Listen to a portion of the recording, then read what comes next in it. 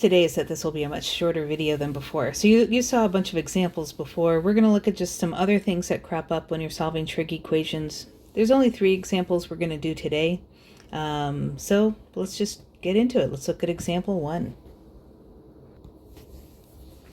So this is pretty much like what we did before. The thing is our angle. Our angle says 3x instead of a plain old x. So how does that change things? And that's what I'll show you.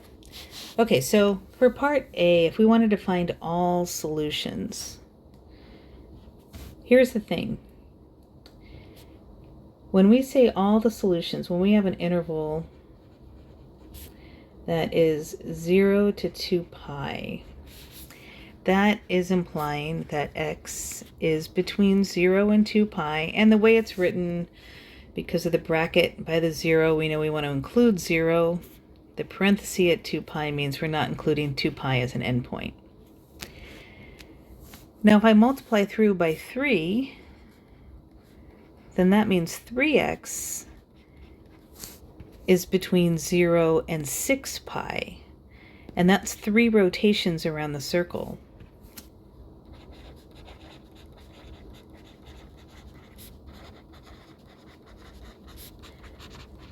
So that's the big difference. There's nothing really new in solving these equations. It's just our answers now.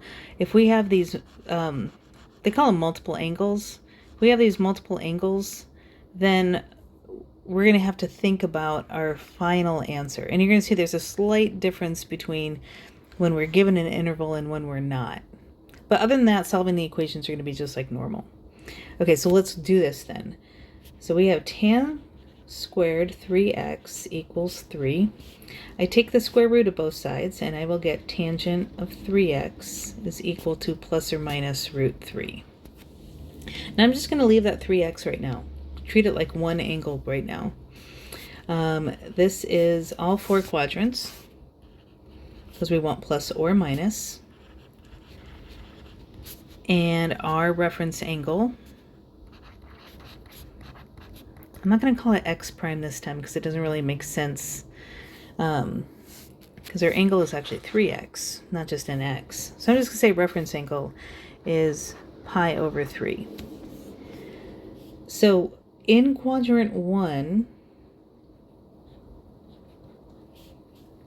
our answer, actually I'm going to put 3x.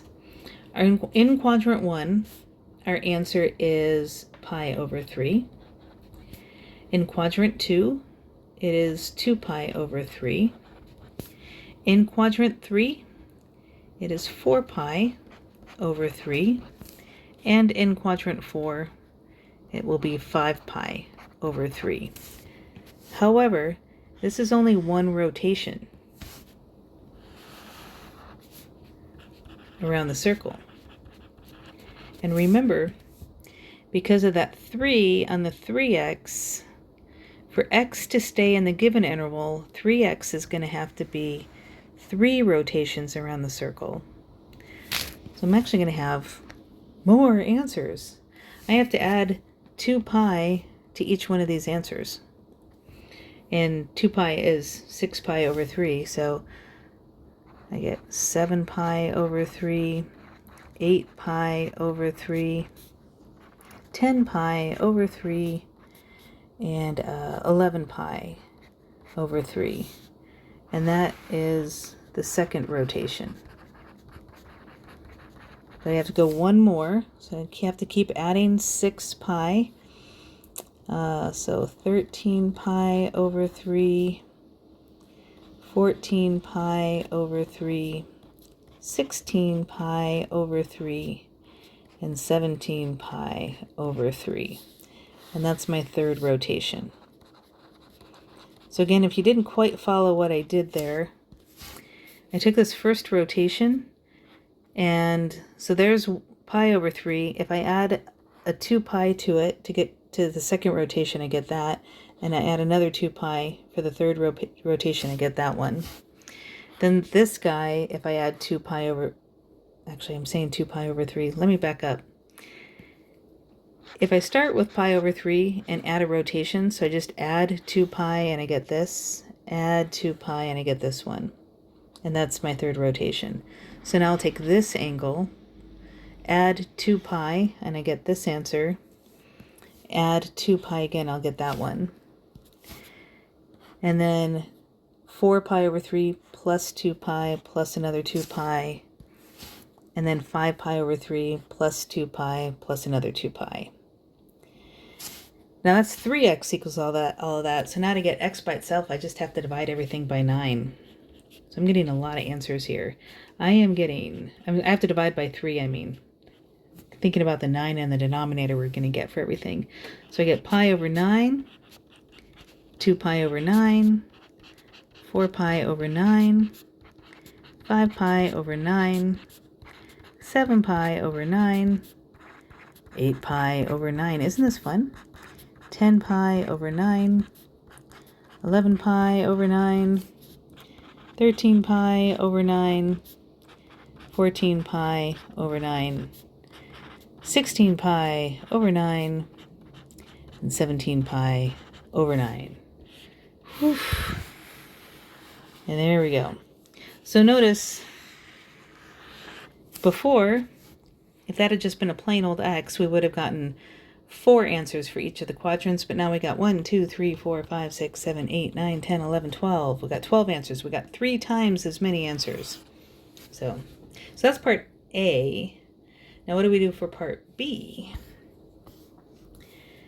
For part B, what you're going to want to do is this. Think about the original 1 rotation. So think about this. 3x is pi over 3, but then we add multiple rotations because we want to find all solutions, so we can just keep adding rotations around the circle. And quadrant 2, we have 2 pi over 3 plus 2 pi n. And then quadrant 3, we have 4 pi over 3 plus 2 pi n. And then finally, quadrant 4, we have 5 pi over 3 plus 2 pi n. When we solve for x, we will get x is pi over 9 plus 2 pi over 3n. And x is 2 pi over 9 plus 2 pi over 3n. And so on and so on. 4 pi over 9 plus 2 pi over 3n. And 5 pi over 9 plus 2 pi over 3n. And so that is one way to write your answer. Or, since we did have opposite quadrants, remember you can combine opposite quadrants together, and we can just say 3x is pi over 3 plus pi n, and 3x is 2 pi over 3 plus pi n. And then when we divide by 3 here, we're going to get just x is pi over 9 plus pi over 3n, or 2 pi over 9 plus pi over 3n.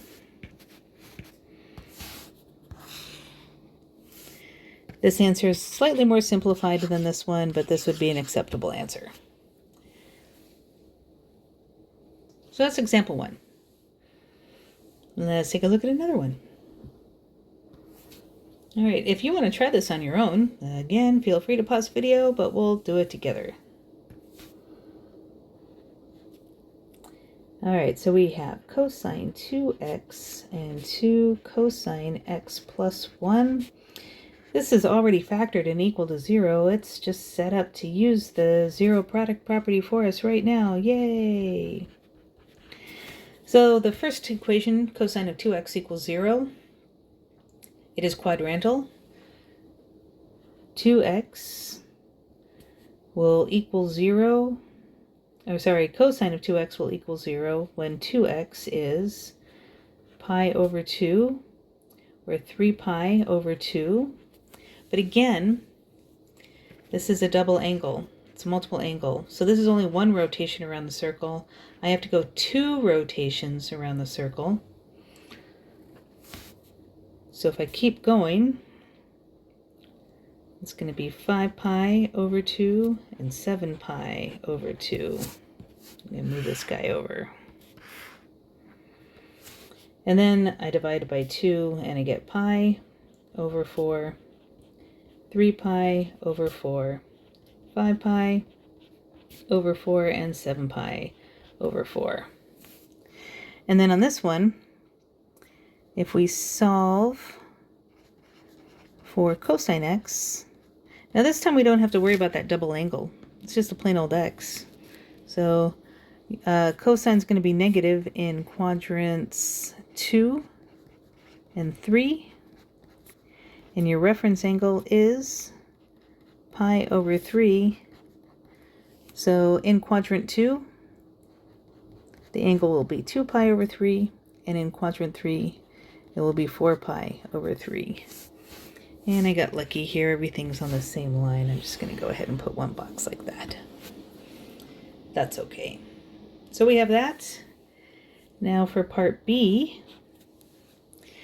So we're going to have to do each one slightly differently. Here, we're going to take each one of these and add a rotation around the circle and then divide it by 2. Always add your multiple rotations and then divide. So we're going to have 2x is pi over 2 plus multiple rotations around the circle, or 3 pi over 2 plus multiple rotations around the circle. And remember, these two were just another rotation, so I actually only need these two. These two already were a second rotation of these two. So then I will divide by 2, and I get x equals pi over 4 plus pi n, and 3 pi over 4 plus pi n. And then I have these two answers, which I don't have to worry about doing this double angle thing, so I'm just going to list them over here. X can also be 2 pi over 3 plus pi n, and it can also be 4 pi over 3 plus 2 pi n. These get the full rotation. So there's my answers for B. And again, remember, for the multiple rotations, when you have the multiple angle, you want to take just your original, like, one rotation around the circle, and add 2 pi n, and then divide, solve for x. Since this wasn't a multiple of x, we could just take these original angles and add 2 pi n. But some of you may have noticed these angles are actually I'll back up and look at these angles. They're opposite each other on the unit circle. So I actually can combine those. And rather than saying 2x is equal to each one plus 2 pi n, I can just write it once and say,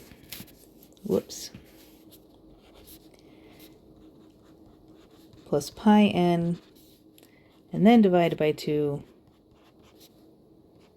and I get this. So these answers gave me these two lines, which gave me these two lines, but they also combine to this one. And then these answers are giving me these two lines, and I'll have to write those over here. X is 2 pi over 3 plus 2 pi n, and 4 pi over 3 plus 2 pi n. So again, this definitely takes it to a different level. If you see that this is a simplified answer of this, that's cool. If not, the main thing is I want you to get there. All right, we just have one more example. Let's take a look. All right, let's take a look at this guy here. Oh, hang on a second. It's written wrong. 1 second. Look away. Whew. So nothing happened. All right, so let's just see what happens with this guy. Well, let's solve it. There's no part A and part B. We're just staying in the interval. It looks like a quadratic. We'll have to factor. A times C at the top, B at the bottom. What multiplies to the top and adds up to the bottom? -6 and -1. And if I divide it by 2, this side will simplify to -3/1. This time, remember, we're dealing with sine x, not just a plain x. So sine x minus 3 equals 0, and 2 sine x minus 1 equals 0. Sine x minus 3, 2 sine x. Oh, I almost did it again. Minus 1. So that's how it factors. We'll set each factor equal to 0 and see about solving each one. So sine x minus 3 equals 0. 2 sine x minus 1 equals 0. We get sine x equals 3. What's our reference angle here? Well, it's definitely not on the table. Think about this one for a second. Hopefully you're realizing there's no solution. 3 is outside the range for sine x. 3 is not in the range of sine x. Remember, the range for sine x is between -1 and 1. So, we're good there. Okay, let's go over here. If we isolate the sine x, we're going to have a positive 1/2. That puts us in quadrants 1 and 2. With a reference angle of pi over 6. So we just get that x is pi over 6 in quadrant 1, 5 pi over 6 in quadrant 2. Oh, nice easy one to end on, huh? So there you go. Your homework will be similar to this stuff. Have fun.